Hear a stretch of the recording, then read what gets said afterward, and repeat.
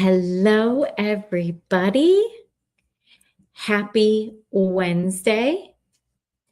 I am really excited about this segment today. This is the very first Power Moves uh, Women in Business series. It's the first segment of that series. The goal is definitely to feel a little different than the previous two series, right? So Kimmy Talks has three series: residential, commercial, and then Power Moves. And Power Moves is it's going to be a little different. This is going to be way more real and more personal. So, really, this series is for women who are trying to build something. But honestly, it applies to anybody out there that is chasing growth. It's not just for those amazing women out there. So, if you're building something right now, drop building in the comments. I like to hear from all of you, so please interact with me. So, look, building is hard.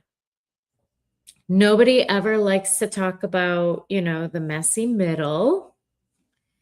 Success doesn't look how people think. So people see the wins, but they don't see what it takes, right? Everybody puts out there on Facebook and Instagram, yay, look at me. I closed 2 million in 1 month, or, I bought a commercial property and it's highly successful, right?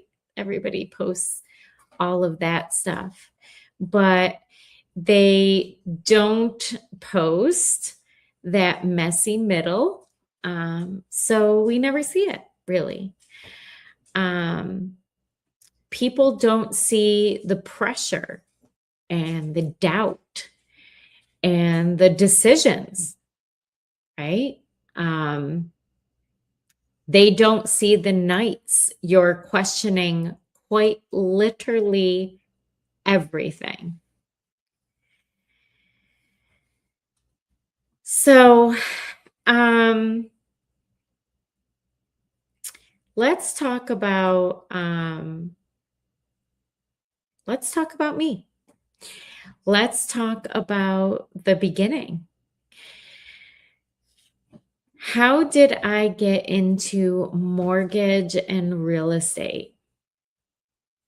That is interesting, because if you asked me that question, probably, way back when, I'm not going to date myself, people, okay? So I'm not giving you years or whatever, okay?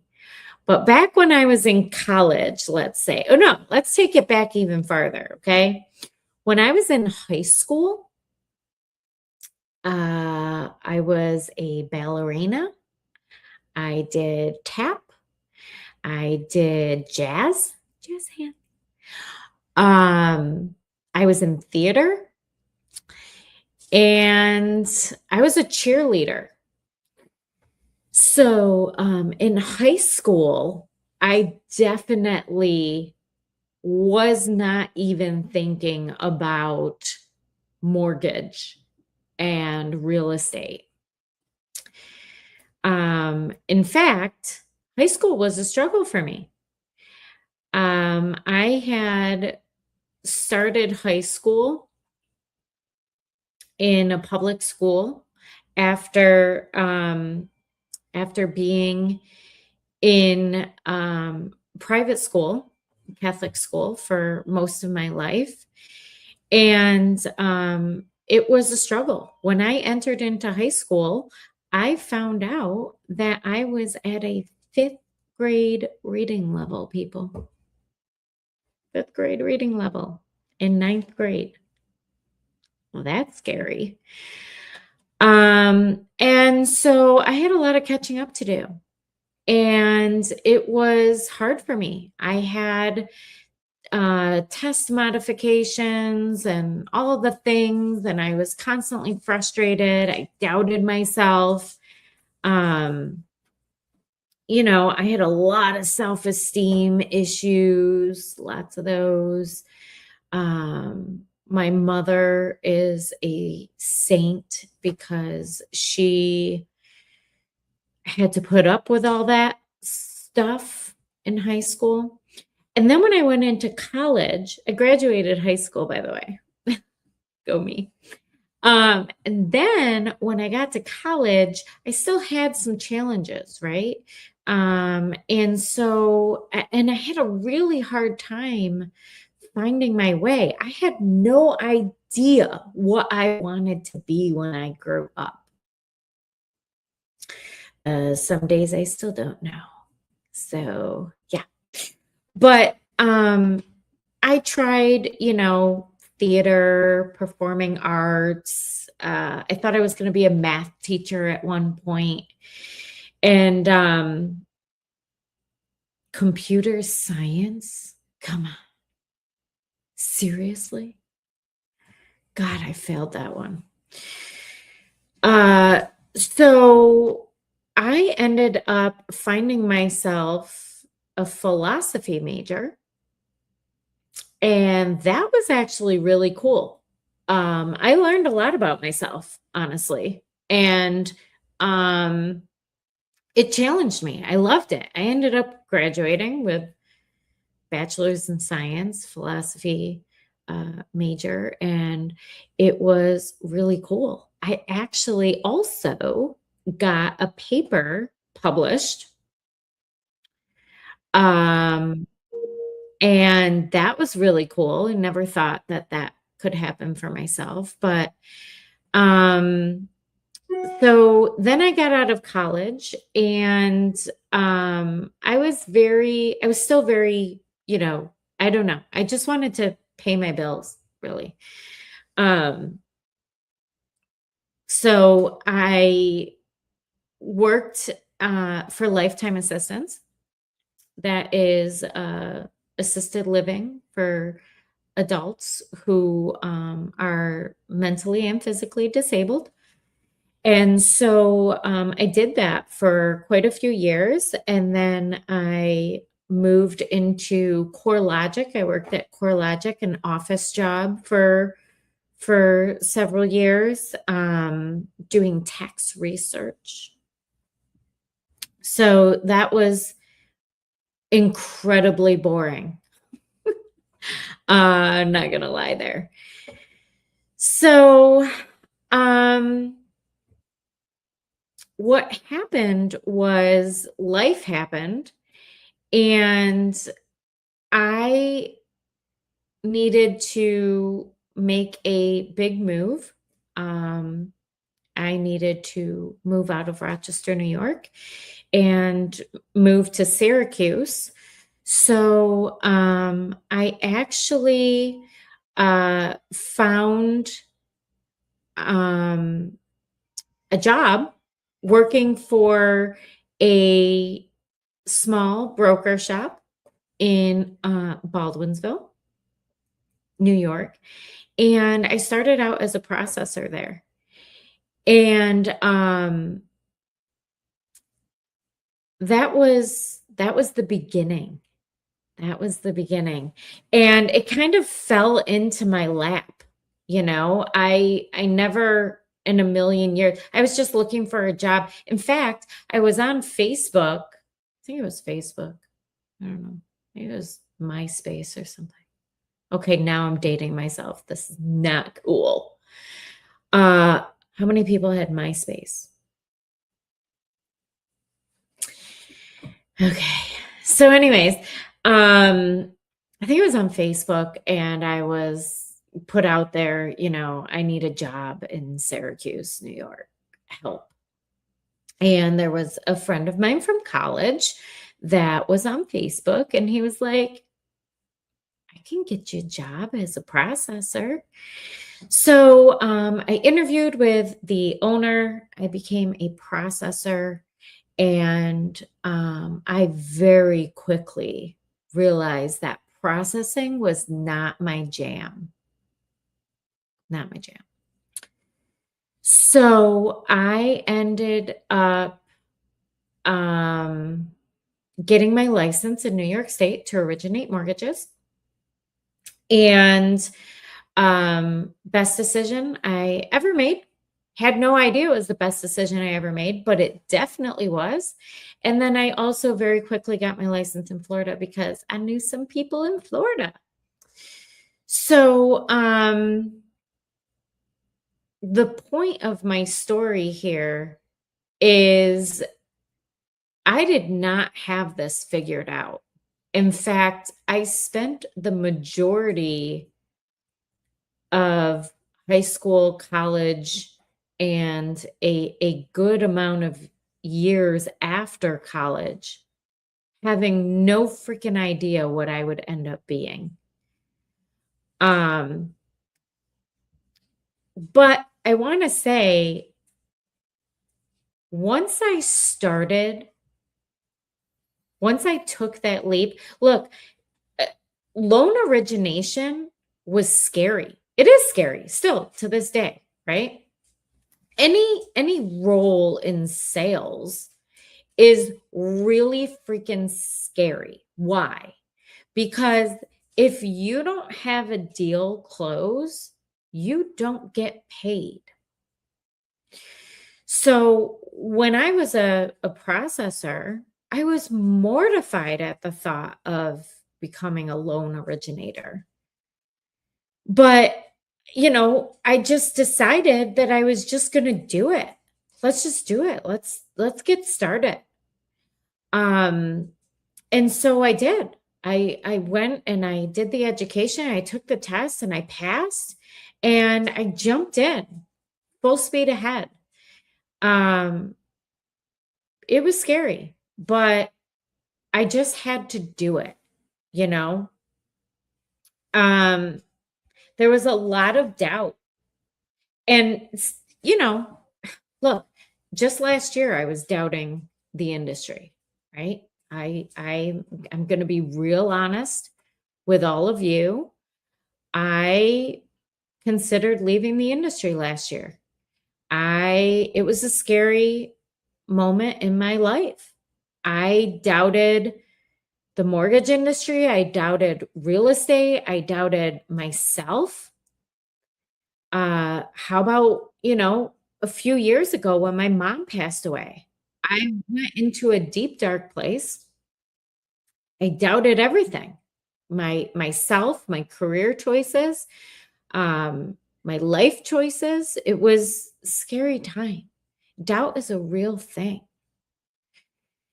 And in this industry, there's a lot of pressure. There's learning curves, there's setbacks. So, I want to be real with all of you and say that being in sales and starting your own business, being an entrepreneur, it's scary. There's a lot of pressure. There's learning curves and there's setbacks. And I will tell you, even when you're successful, that all still happens. It doesn't go away. The second you close, say you had a $30 million year.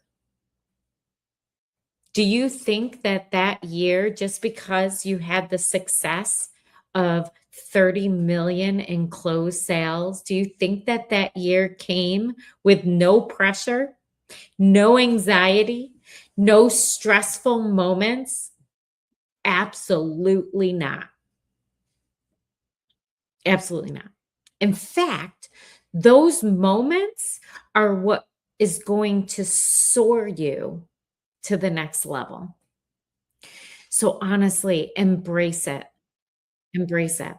The other thing I want to talk about is balance because I suck at it. I work on this every single day. I am absolutely horrible at it. And it will be something that I work on for the rest of my entire life. It is very hard to balance everything. Being a woman in a male dominated space and feeling like you have to prove yourself.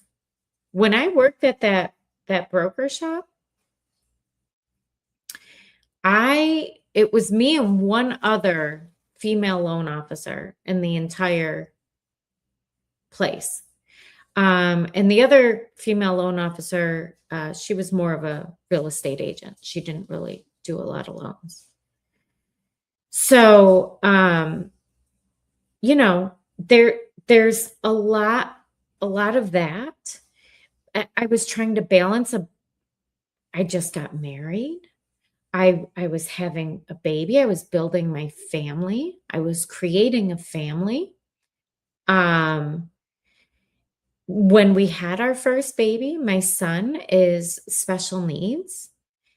And so, you know, balancing all of that definitely will make you feel a bit psychotic sometimes. And it is really hard to do. So now I'm going to share with you a little bit about when things shift. And this has happened for me a few times throughout my life. When things really started to change for me, and that happened with mindset. Honestly, I know it sounds, well, that must be so easy. Please believe it is not. So, it was a lot of mindset, and I'll share with you really.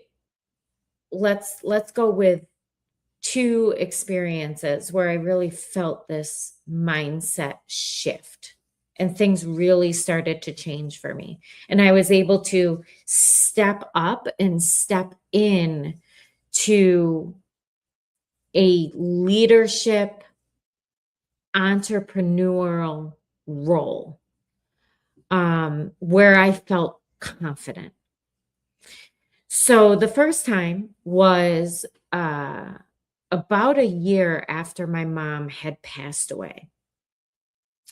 While she was fighting her cancer journey, and then she had passed away, I had really lost myself mentally, emotionally, physically. I call it like the dark hole of my life. And that lasted for about a year. I was very lost. I was very confused. I didn't know who I was or who I wanted to be without her. Um, I felt like I didn't have anybody that cared or wanted to support me. I didn't have that cheerleader in the background like I used to. Um, I lost faith in God. Um, that was hard for me. And so after about a year, it was a crazy experience, but I woke up and I really that I don't know, maybe we call it the awakening, but I realized it was all in my head.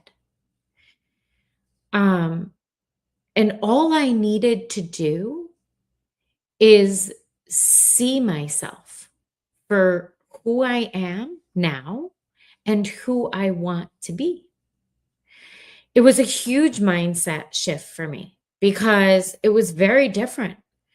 I had to ask myself, Kim Antonucci, who are you today? What is what are you today? And who do you want to be? Do you want to be successful in mortgages and run a team? Do you want to start a new business? Do you want to change all of that and not do any of that and do something completely different? Go find an office job somewhere. Um, how do you want people to see you? You know, that was hard too. I was miserable, man. I was like, I'm surprised my husband and my kids even wanted to be around me. I got to be honest. So it was really like a mindset shift, an emotional shift.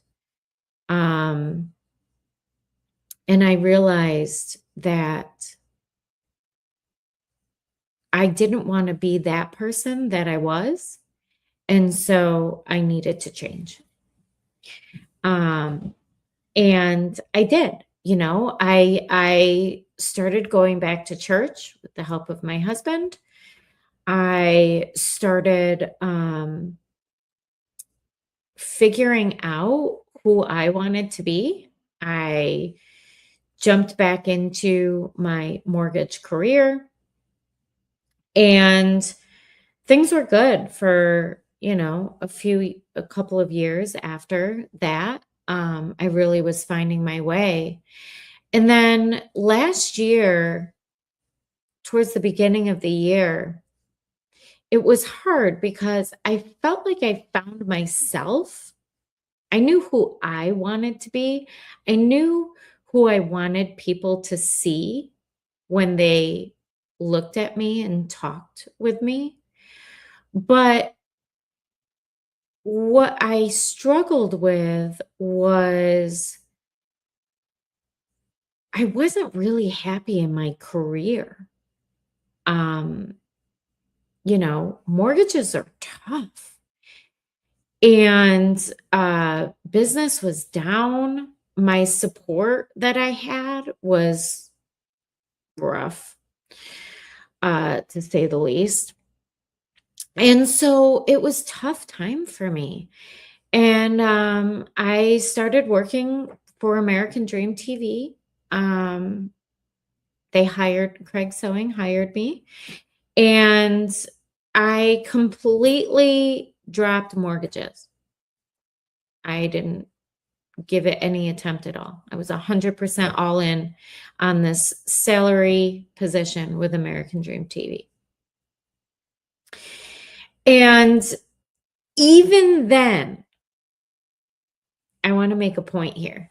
Even then, I still did 20 million in mortgages last year. I didn't market myself. I didn't promote myself. I really thought I was leaving the industry. And here's when the second shift that I want to talk about happened. So in July of last year, I met somebody who is now my LOA for Movement Mortgage, but she is also my business partner for K2 Capital Partners. Her name is Kelsey.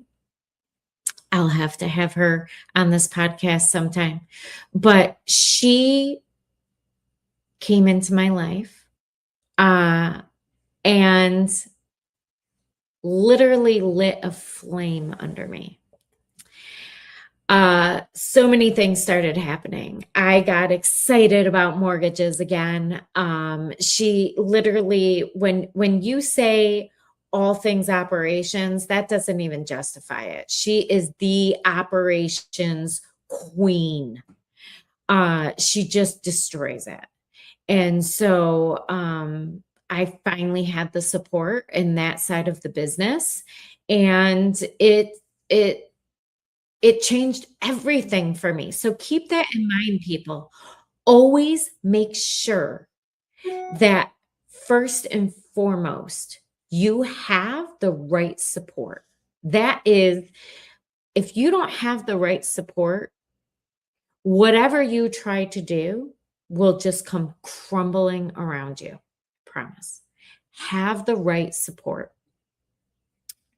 And fast forward to October, we started some businesses together. I won't go deep on those, but we started K2 Capital Partners and K&K Property Partners. It's been scary, it's been exciting, and there's been a little success coming through. And so, that was another shift for me. That was scary, right? We're going to start a new business when we're trying to regenerate our residential mortgage business. Like, are we nuts? Yes, we are. But again, it was all about the mindset and making sure to look, I'm just going to say, stop playing small. If you feel small, you're in the wrong. Stop playing small. You are so much bigger. You can be huge. And I want to say right now, right here, bet on yourself. I've had to do that so many times throughout my life. No one is coming to give you permission. No one is coming to pat you on the back. You have to bet on yourself. And stop waiting to feel ready. Okay? For years, I've wanted to do something like K2 Capital Partners. And I always said, it's not the right time. Mom's sick with cancer. Mom just passed away. I'm having a baby. We just got a new dog. Look, we can come up with any excuse on the planet. And let me tell you this, confidence will come after action. Remember that. Confidence comes after action. Why is that? Why does that happen? Well, because you acted on it, you got a certain kind of result, and now you're confident about that. So act, people. Act to grow your confidence. Another point I want to make, we'll call it power move number 3. Build the right rooms. Okay? Networking matters. Who you surround yourself with matters. That is so important. So build the right rooms. What do I mean by that? Build the right people around you, no matter what space you're in. Residential, commercial. Maybe you just started a new business. Maybe you're developing a web app. Maybe you sell makeup. I don't care what it is.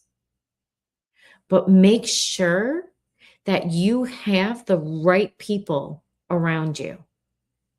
And that's hard to figure out sometimes. And I'll tell you, it's trial and error.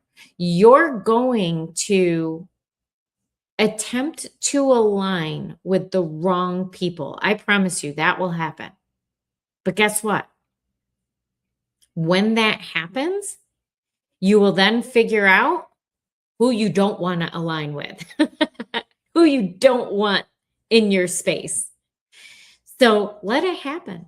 Let it happen. And then another, I want to kind of end with this kind of power move number 4. Think bigger than your current role. So wherever you are today, whatever you are doing today, think bigger than that. Think beyond that. Think outside of that. You are not just your job title. I am not just a loan officer.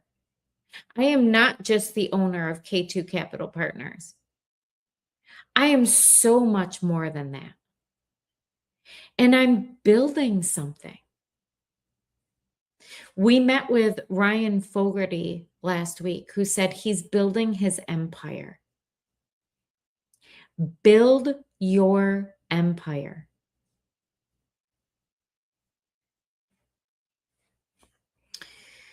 So, just a quick recap. If any of these points have hit, share with me what's hit the most with you. You know, power move number one, bet on yourself. Power move number two, stop waiting to feel ready. Number three, build the right rooms. And number four, think bigger than your current role. So if any of those hit you really hard, I'd love for you to comment below. 1, 2, 3, or 4. Tell me why. So a couple of key points I want to leave with you. Number one, you are capable. Even when you don't feel you are. You are capable. You are allowed to want more. It's okay. It's okay to want more. You don't need to have it all figured out. Because guess what?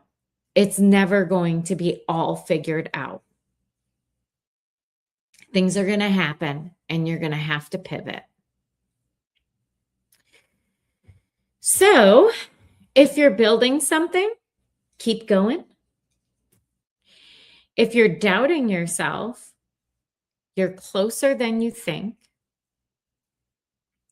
And if you're waiting for the right time, this is it right now. If this resonated with you, please share it with other women and anyone who needs to hear this. If you're building something, I want to hear about it. Please message me, share your story with me. I would love to have guests on this. So entrepreneurs, women in business, please reach out to me. I'd love to have you as a guest.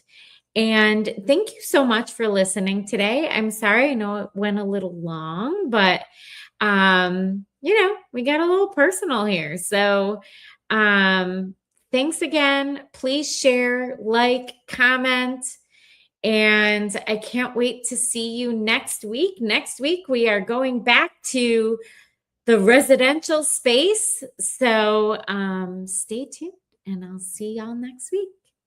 Thanks. Bye.